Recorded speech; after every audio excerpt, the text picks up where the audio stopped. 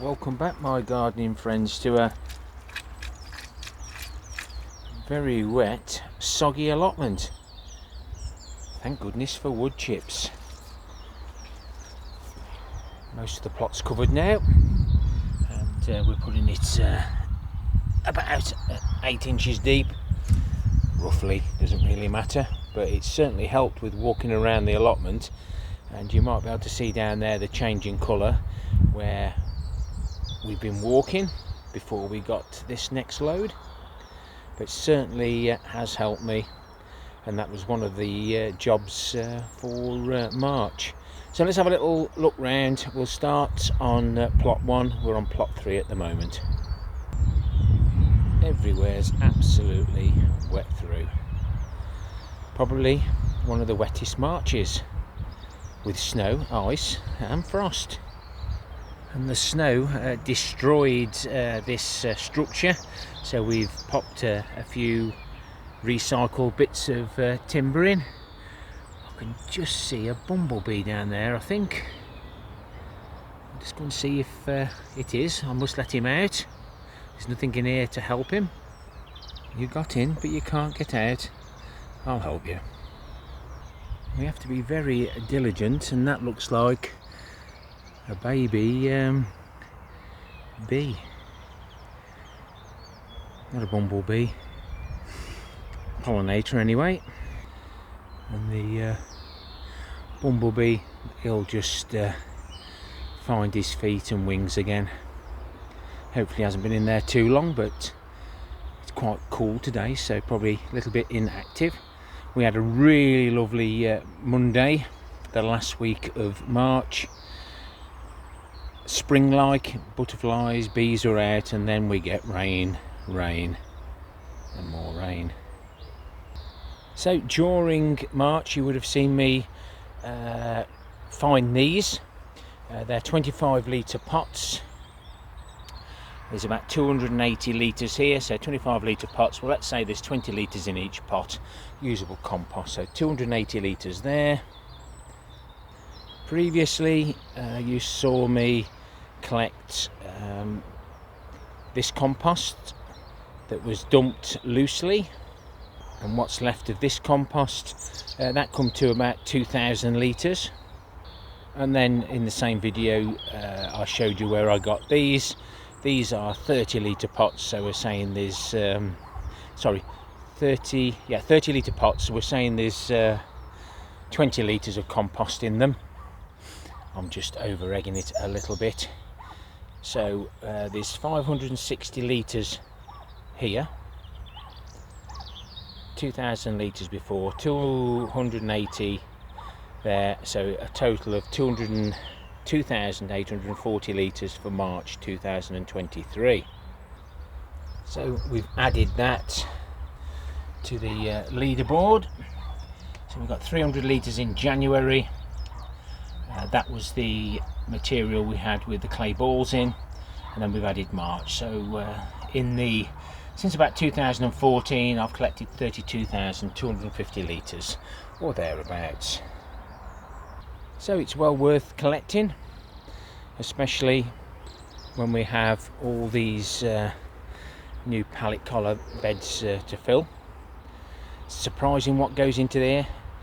4 high, these probably hold about 1,000 litres, so you could imagine how much it costs. I'll just add all my different materials that I'll get for free, or well, say free, I'll make them. Leaf mould, the soil that was here, but everything's wet through. Probably a lot of people can't do a lot, but all my barrels are full. That water is just within 24 hours. Unbelievable. We emptied this, and now we're getting the horse poo. Not sure whether it's dripping yet. Nothing there at the moment. I need to empty that because it's got rainwater in, and I need to put the front back on here and put some more plastic round, and we collect the juices. which ends up going in here, and it's certainly lovely stuff, well worth doing. There's the comfrey, and there's my nettle plant food. This is my comfrey pipe, and that's the comfrey concentrate that we got last year. So where the nettle and comfrey plant food you just seen would be done at 1 to 10, this would be done to 1 to 40. Very highly potent stuff. But have a look at my homemade liquid plant foods and compost mixes and stuff like that on the end screen. We managed to get the greenhouse reasonably clean, not 100%. Mrs. K will tell you I'm not very good at cleaning. And we also cleaned out all the guttering, prepared the buckets, got them sorted. That's all ready to go now. These are the single seed potato challenge 2023 from Steve at Digwell Greenfingers. I can now top these up. We topped that one right to the top, but that one there is looking quite good, and I might even try to take a cutting to increase my chances. So I've got 4 containers there from 1 seed potato. We cut the seed into 4 pieces so that we've got chits on each piece. This is my compost bin. It's at an angle. Juices run off out of there. I use that as an activator for either in the wood chips or my leaf mould. I was going to say that the rats have left because there's no fresh food. All the fresh food's going into the temporary compost bays sitting on top. That's lovely material. Be able to add that to the my potato mixes. Anybody home? Doesn't look like it. They're definitely digging down looking for a bit of food or warmth. So this is the soil from the wildflower wildlife garden that we've turned into those pallet collars. The small garden we've got now is more manageable, but absolutely saturated. Can't do nothing with it. So even me with my raised beds can't do any mixing at the moment. We'll have to wait till it dries out. And these are the new barrels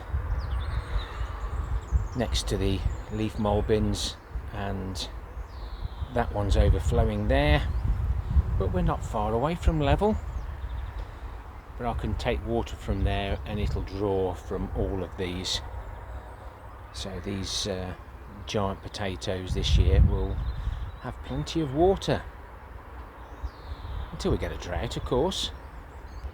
But it's well worth creating structures with roof space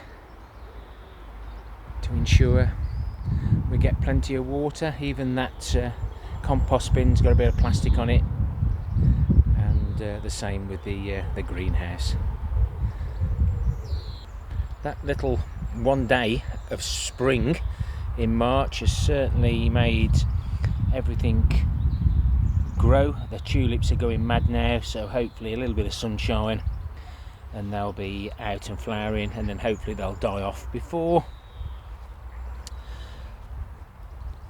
the strawberries take over. I planted the tulips really deep, so every time I move the strawberries, hopefully we don't disturb the tulips, and hopefully they'll start splitting. And I have noticed there that there's more than one, so they are splitting. It's good to see. And the wildflower wildlife garden area with the ponds and the massive bug hotel. Just need to add a few more bulbs here. I did plant a lot of snowdrops that had looked like they'd gone rotten, and even this tub here, these were the rejects. I've got to check now to see if there's any in there that have started to shoot, and I'll transfer them over. The dangers of one spring day. We should be getting a frost at the start of April. Temperatures are going right down. We'll probably be out gritting 2nd of April,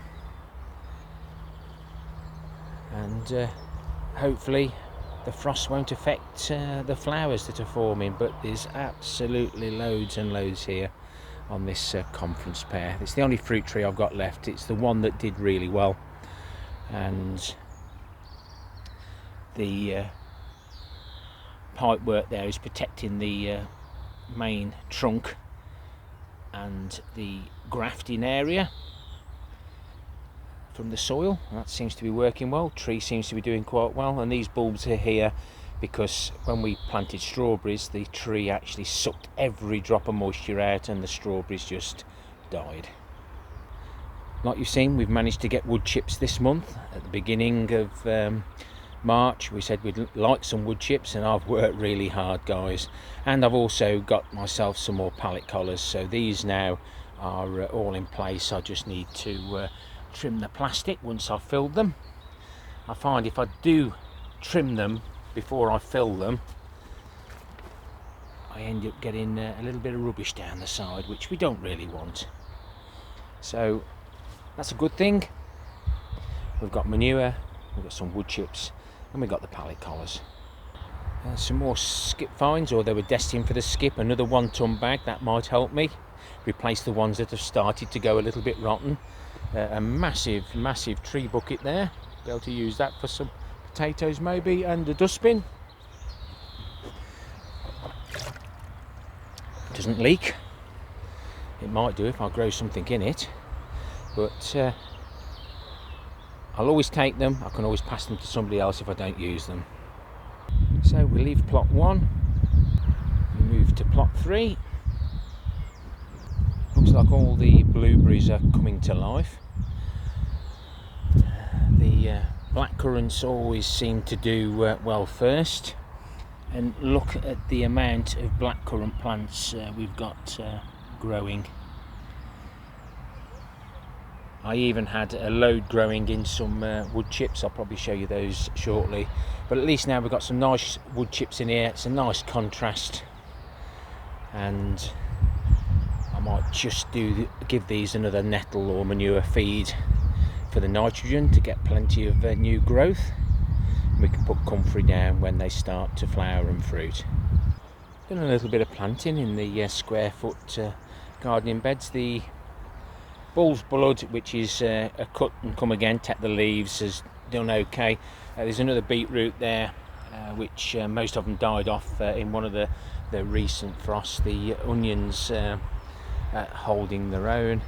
I'm glad I undone the asparagus because it's all coming through.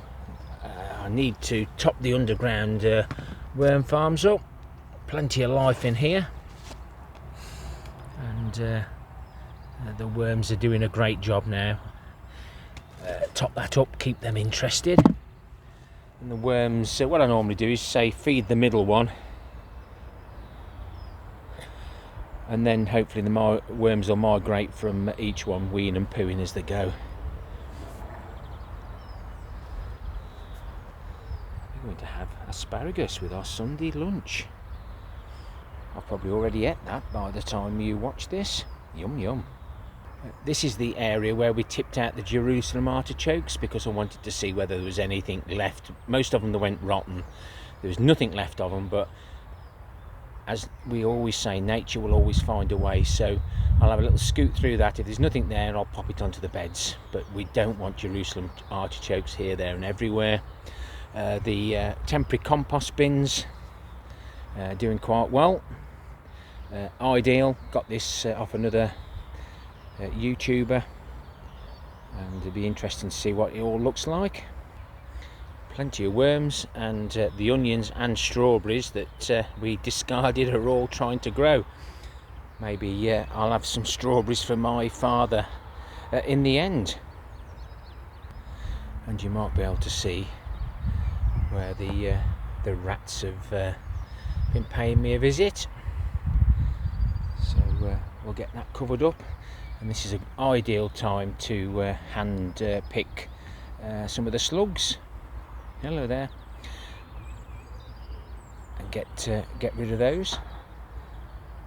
If they've got any nematodes on them that kill slugs, you could collect all these slugs, put them in a bucket of water, and the nematodes will multiply, and then you can use that water to water your garden, and hopefully that will attack, the nematodes will attach themselves to other slugs, preferably not the leopard slugs though, because they're friendly.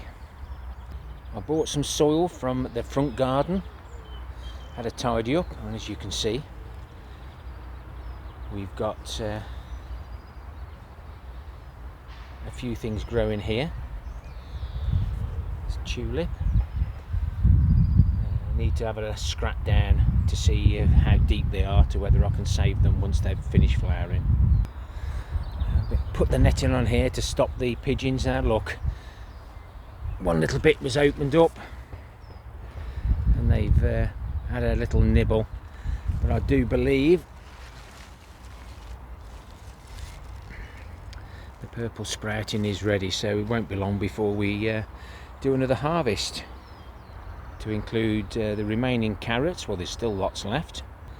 Some more kale, not sure which one this is. Let's have a little look. That's purple sprouting. I think the other one was claret, and I think I need to get the rest of the parsnips out. It's not doing them any good growing now. They'll try and go to seed, but with it being an F1, possibly not exactly what we want. But as long as we get a decent parsnip, I think there's quite a few still left, but I think I shall have to whip all those out in my next harvest, depending on what the first couple look like when we pull them.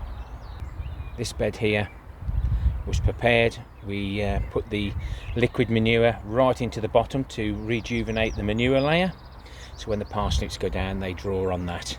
That's what root vegetables do. They draw everything that no other vegetable can get to. They're the last on the 4-year rotation before we manure the ground again. The broad beans haven't liked the odd frost or cold wind. Ideally they need fleecing. Lesson learned. And the carrots that I thought were not going to germinate have germinated now. So it's easy now to see where the carrots are and the weeds. I get a few weeds because I'm using my own homemade compost, etc., and stuff that we find.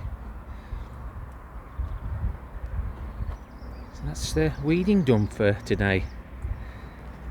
So simple, with no dig, because we're not turning the soil. I think I need to do some more sowings now into the next one. Again, nothing wrong with just walking around and just pulling the odd weeds out. Compost and all goes on the floor. That's another lot of weeding done.